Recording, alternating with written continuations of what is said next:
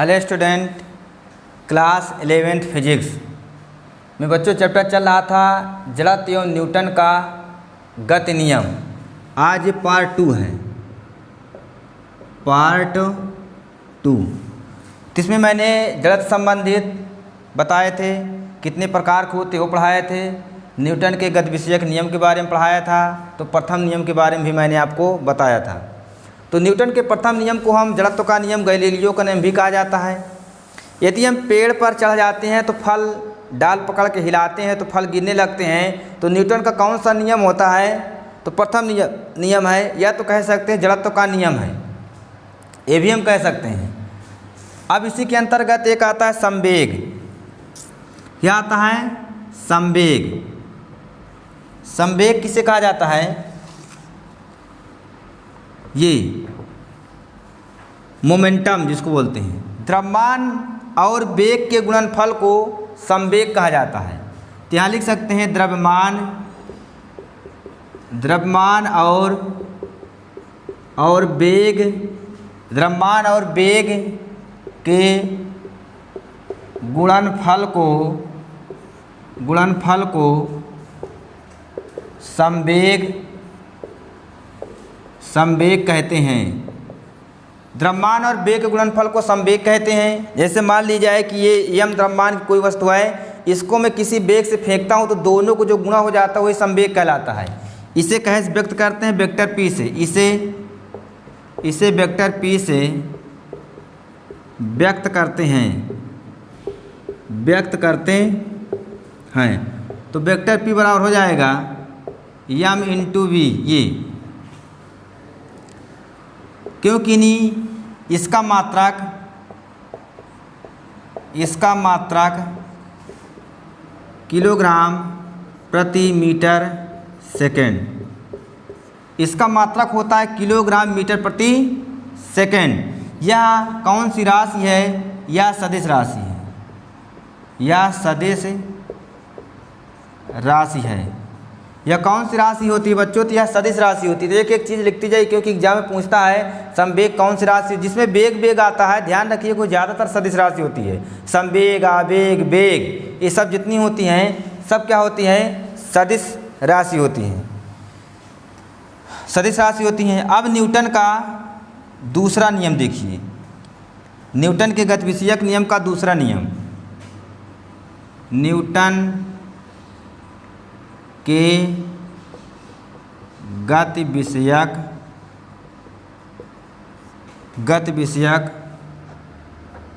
द्वितीय नियम।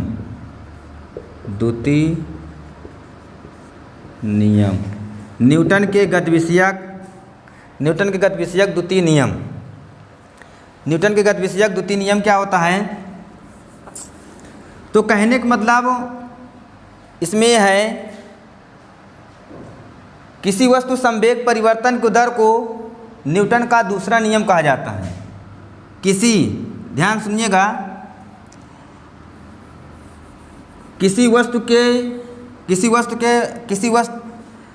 पिंड के संवेग में जो परिवर्तन होता है, संवेग परिवर्तन की दर किसी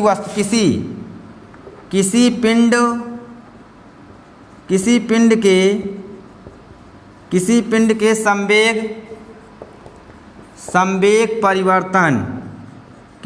के संवेग परिवर्तन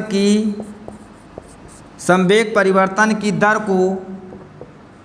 को न्यूटन का गति विषयक द्वितीय नियम कहलाता है। द्वितीय नियम कहलाता है। ये इसमें न्यूटन के गति विषयक नियम से क्या होता है? बल की परिभाषा नहीं, बल का सूत्र प्राप्त होता है। इस नियम से बल का सूत्र प्राप्त होता है। कभी कभी एग्जाम पूछता है 1 नंबर में, इस नियम से बल का सूत्र प्राप्त होता है। बल का सूत्र आप जानते हैं, बराबर होता है m इंटू ए। जी, न्यूटन के गति विषयक नियम से बल का सूत्र प्राप्त होता है। जैसे हम गेंद को कैच लेते हैं, ये न्यूटन का दूसरा नियम पर भी आधारित होता है और आवेग का उदाहरण भी है। बैट से गेंद को मारते हैं हम तो न्यूटन का दूसरा नियम का उदाहरण भी है और आवेग का उदाहरण भी है। तो इसमें लिख सकते हैं थोड़ा से आप आवेग,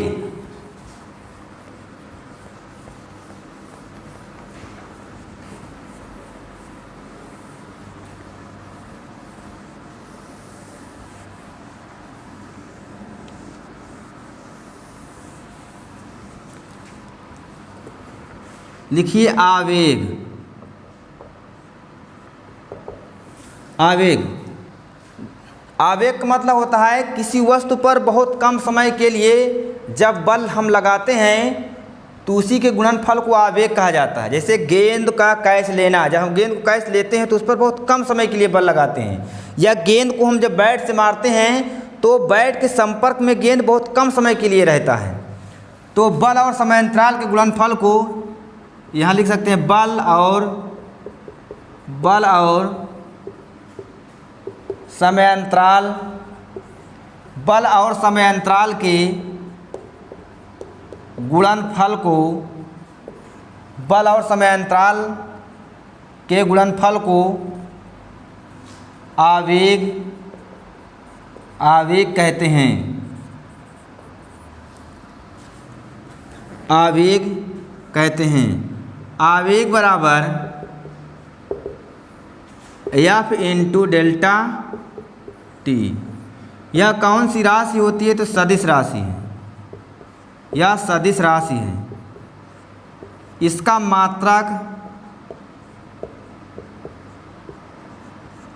मात्रक न्यूटन सेकेंड होता है। जैसे गेंद का कैच लेना, गेंद का कैच लेना। नंबर 2,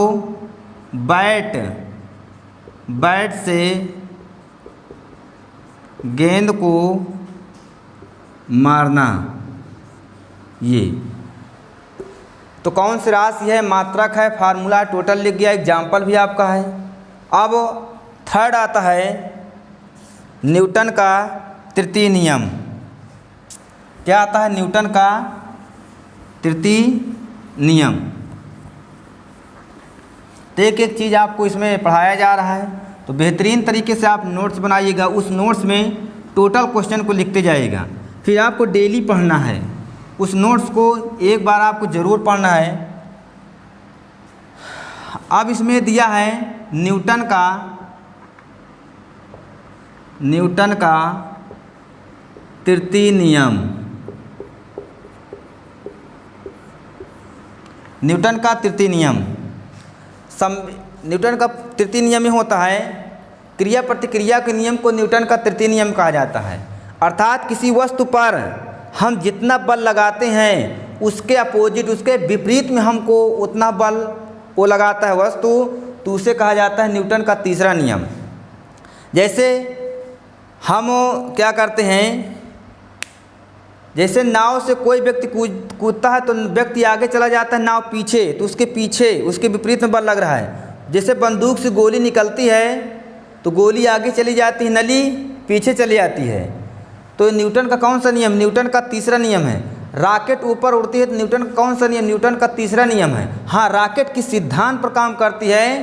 तो संवेग संरक्षण के सिद्धांत पर काम करती है, ये आपको ध्यान देना है। तो यहाँ लिख सकते हैं क्रिया प्रतिक्रिया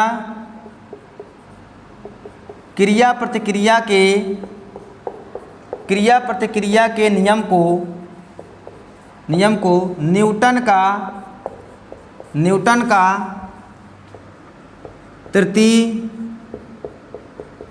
तृतीय नियम कहते हैं। तृतीय नियम कहते हैं।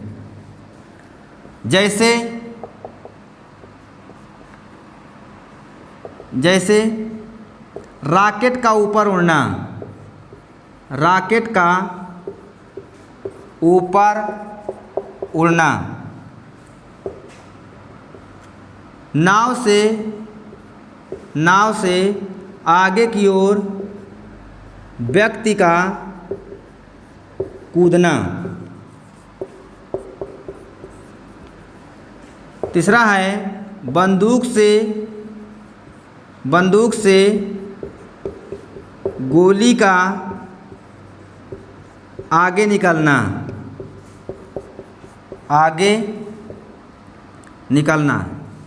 ये टोटल आपको जो पढ़ाया जा रहा है ये सब एग्ज़ाम से भी तो रिलेटेड है ही है, कंपटीशन भी ये क्वेश्चन पूछे जाते हैं, तो आप इसको बेहतरीन तरीके से पढ़ना है। तो रॉकेट, कभी कभी एग्जाम पूछता है रॉकेट किस सिद्धांत पर काम करती है, तो नोट डाल के लिख सकते हैं रॉकेट संवेग संरक्षण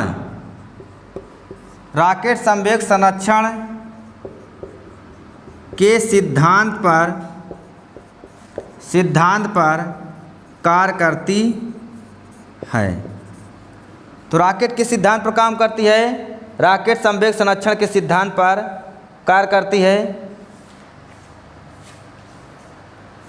अब संवेग संरक्षण का नियम क्या है? लास्ट है, संवेग संरक्षण का नियम में होता है कि रेखीय संवेग संरक्षण के नियम, बाह्य बल की अनुपस्थिति में किसी निकाय का रेखीय संवेग संरक्षण रहता है। संवेग संरक्षण का नियम में होता है कि बाह्य बल की अनुपस्थिति में किसी निकाय का संवेग क्या रहता है? संरक्षित रहता है। और संवेग संरक्षण का सिद्धांत क्या होता है? सिद्धांत संरक्षण एक ही है, तो उसमें आपको अगला टॉपिक पढ़ाया जाएगा। तो अच्छे से नहीं, हर टॉपिक को बेहतरीन तरीके से पढ़िए। ये जड़त्व एवं न्यूटन का पार्ट आपको 2 है, इसी तरह आपको पार्ट 3, पार्ट 4 जितने पार्ट में आप कंप्लीट होगा चैप्टर उतनी में आपको दिया जाएगा। सभी बच्चों को बहुत बहुत धन्यवाद।